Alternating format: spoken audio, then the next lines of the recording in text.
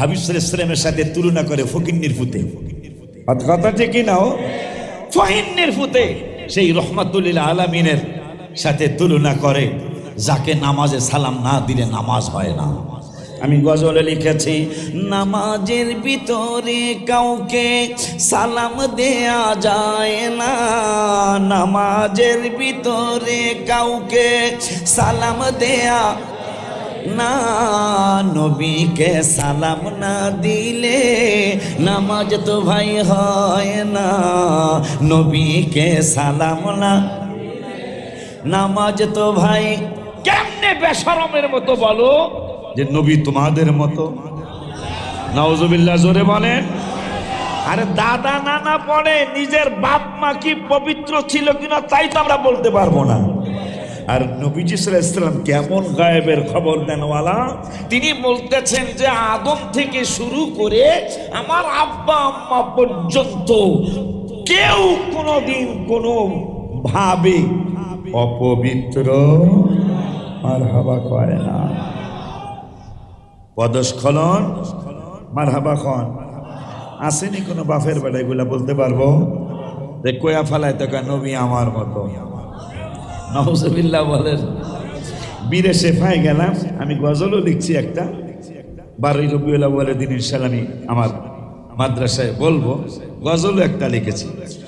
নবীর কারণে গো বাজান, নবীর সম্মানে, নবীর কারণে গো বাজান, নবীর সম্মানে, বীরে রাওহা বীরে শেফা দেখলাম নয়নে। মারহাবা। পরশুদিন লিখছি আমি গজলটা, বদরে জিয়ারতে যাওয়ার সময় হঠাৎ করে মনে হইল হাবিবের প্রেমের কথা, পরে বললাম গাড়ির মধ্যে লিখবো, তারিখ দেওয়া আছে, পাবেন আপনারা পড়ে। নবীজির থুথু মুবারক বীরে রাওহায় গিয়ে, সাবির ভাই রাওহায় গিয়ে দেখি এরা খালি বেদাত বলে, এত চমৎকার কি বলে এটার বাউন্ডারি, এত চমৎকার বাউন্ডারি, এত চমৎকার সাজসজ্জা বীরে রাওহাকে ঘিরে রেখে দিয়েছেন। কেন? মক্কার দিকে যাচ্ছিলেন হাবিব সাল্লাল্লাহু আলাইহি ওয়াসাল্লাম, 70 জন সাহাবী নবীজির সফর সঙ্গী ছিল, নবীজির সাথে যাচ্ছিলেন। ওখানে যাত্রা বিরতি হলো, পানি পিপাসা লেগে গেল, কিন্তু পানি ঠিকই আছে, কিন্তু পানিগুলি কড়া, পানিগুলি নোনা, একবারে বেশি নোনতা। আমার নূরে নবী সাল্লাল্লাহু আলাইহি ওয়াসাল্লামের সাহাবীরা বললেন, নবীজি গো পানি তো নোনতা, সামান্য নোনতা হলে খেতাম, পান করতাম, কিন্তু বেশি কড়া, বেশি নোনতা ইয়া রাসূলুল্লাহ। নবী সাল্লাল্লাহু আলাইহি ওয়াসাল্লাম একটু থুথু মোবারক মেরে দিলেন, নোনা পানি মিঠা হয়ে গেল। আল্লাহ।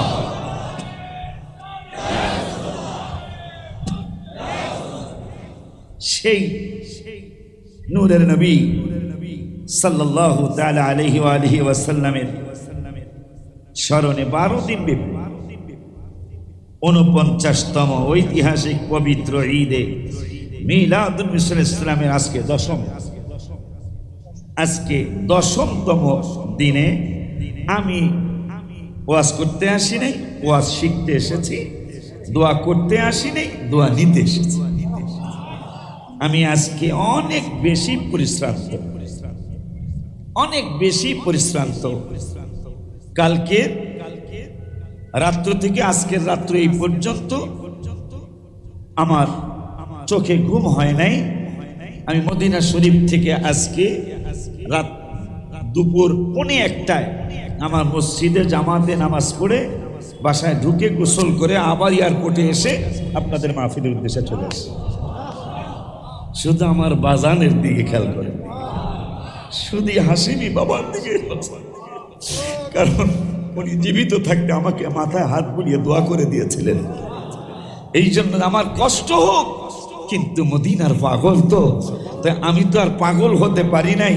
যেহেতু নবীজি বলেছেন মান তাশাব্বাহা বিকওমি ফাহুয়া মিন, যে তার সাথে ভালোবাসা রাখবে, সম্পর্ক রাখবে, তার সাথে তার হাসর নসর হবে। আমি পাগল হতে না পারি, পাগলের সাথে তো আমার পাগলামি আছে। এই জন্য আমি চলে আসছি। আমার পাঞ্জাবিটা ধুই নাই ইচ্ছা করে, আমি রেখে আসতাম, কিন্তু মদিনা শরীফের অনেকগুলো ধুলা বলে এই পাঞ্জাবিতে লাগা আছে। এখনো ধুই নাই, রুমালটাও মদিনা শরীফের, টুপিটাও মদিনা শরীফের, এটা এখনো ধুই নাই যে বাবার দরবারে যেহেতু যাবো তাইলে আপনি ধুলাবালি মাখা পাঞ্জাবি পড়েই যায়। আজকে 10ম দিনে, আশারা দিনে বাজানের দরবারে ইমামে আহলে সুন্নাত, ইমামে যতদিন তিনি বেঁচে ছিলেন আর কাউকে ইমামে আহলে সুন্নাত বলা হয় নাই, কথা কয় না, কাউকে ইমামে আহলে সুন্নাত বলা হয় নাই। অনেকে নিজে নিজে বলছে, অনেকে নিজে নিজে বলছে, সাংগঠনিকভাবে কিন্তু আমার এই বাপ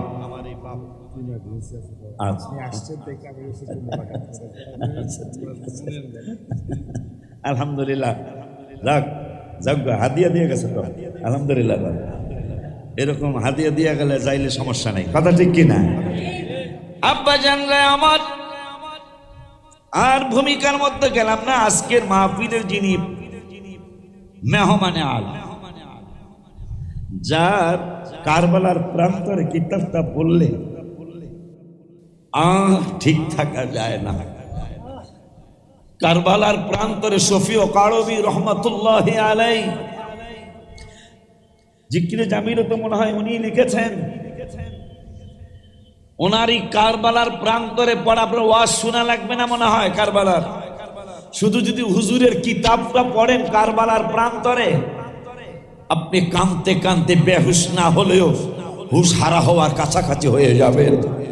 কারণ ইমামে পাকদেরকে এতই কষ্ট দেওয়া হয়েছে কারবালার প্রান্তরে, হুজুরের মুখে হুজুরের কথায় যেভাবে ফুটে উঠেছে আর অন্য কারো কথায় এত সুন্দরভাবে ফুটে উঠে নাই। ওনারই সুযোগ্য সাহেবজাদা, বিশ্ববরেণ্য ইসলামিক স্কলার হযরতুল হাজ আল্লামা ডক্টর মোহাম্মদ কাওকাব নুরানি ও কারবি, মারহাবা, ওনার ছেলে সরাসরি রক্ত, তিনি আজকের মাহফিলে মেহমানে আলা। আজকে এই মাহফিলের সম্মানিত প্রধান মেহমান তিনি। যখন আসবেন তখনই হুজুর ওয়াজ করবেন, কারণ আমি এই দেশের মানুষ, হুজুর কিন্তু বিদেশের মানুষ, ঠিক কিনা? আজকে সমাপনী হুজুর আজকে ওয়াজ করে মনে হয় কালকে ইনশাল্লাহ চলে যাবে। আল্লাহ যেন হুজুরকে হায়াতের মধ্যে বরকত দান করে বলি আমি। আব্বা জানারে আর পিছনের ভাইদের নাম মোবারক না নিলাম না তো, মা ক্ষমা করে দিয়ে না পারে। আব্বা জানরা আমার মিলাদুন নবী পালন করার জন্য হাদিসে অনেক পড়ে ঢুকলেও চলবে, এজমায় আরো পড়ে গেলেও চলবে, কিয়াসে আরো অনেক পড়ে গেলেও চলবে। শুধু কোরআন শরীফ যদি ফলো করি মিলাদুন নবীর দলিলের জন্য আর কোনো জায়গায় পুরো প্রয়োজন হবে না, হবে না, হবে না।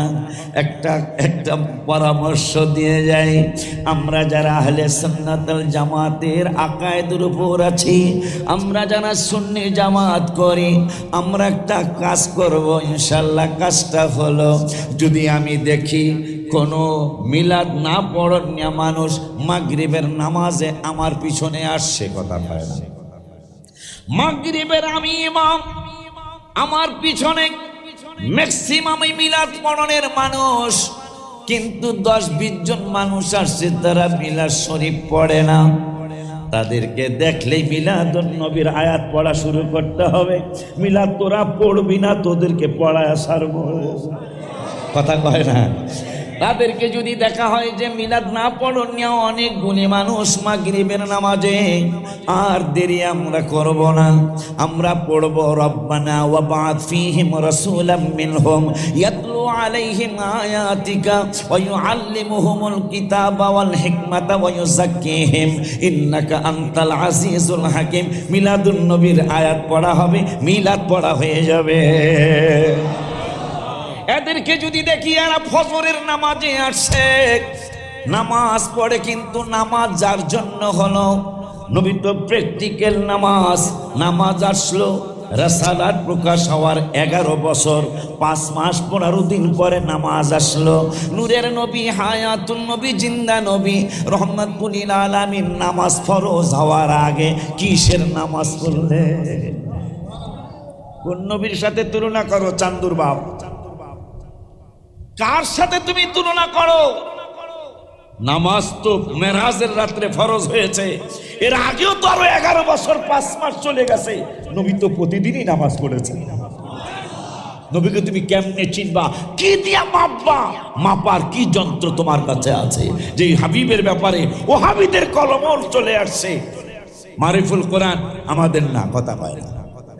মারিফুল কোরআন আমাদের না, সেই কিতাবে, সেই মারিফুল কোরআনে আসছে সারা বিশ্বের সমস্ত মাখলুকাত, সবার পশু পাখি, আসমান জমিন, জীব জানোয়ার, ফেরেশতা, জিন, ইনসান, চন্দ্র সূর্য, তারকারাজি, সব কিছু একসাথে জ্ঞান করলে যা হবে, ওই মারিফুল কোরআনের মধ্যে লেখা আমার নূরের নবী সাল্লাল্লাহু আলাইহি ওয়াসাল্লামের একা জ্ঞান সবার চেয়ে বেশি।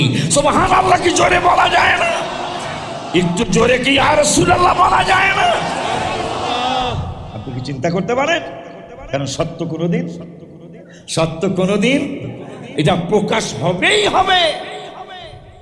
ওহাবী কিতাবের মধ্যে আসছে সমস্ত মাখলুকাতের জ্ঞান একসাথ করলে যা হবে, আমার নূরের নবী সাল্লাল্লাহু আলাইহি ওয়াসাল্লামের একা জ্ঞান সবার চেয়ে বেশি। সেই হাবিব সাল্লাল্লাহু আলাইহি ওয়াসাল্লামের সাথে তুলনা করে ফকিন্নির ফুতে, কথা ঠিক নাও, ফকিন্নির ফুতে সেই রহমাতুল লিল আলামিনের সাথে তুলনা করে, যাকে নামাজে সালাম না দিলে নামাজ হয় না। আমি গজলে লিখেছি, নামাজের ভিতরে কাউকে সালাম দেয়া যায় না, নামাজের ভিতরে কাউকে সালাম দেয়া না, নবীকে সালাম না দিলে নামাজ তো ভাই হয় না, নবীকে সালাম না নামাজ তো ভাই। চমৎকার ঘটনা রে ভাই হাদিসেতে আছে,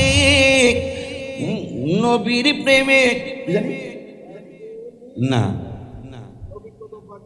নবীর কদম পাকে উঠে সেজদা করিয়াছে। আবু জাহেল মার্কা মানুষ নবীকে চিনে না, ঠিক কিনা? হাত তুলে দেখা না রে।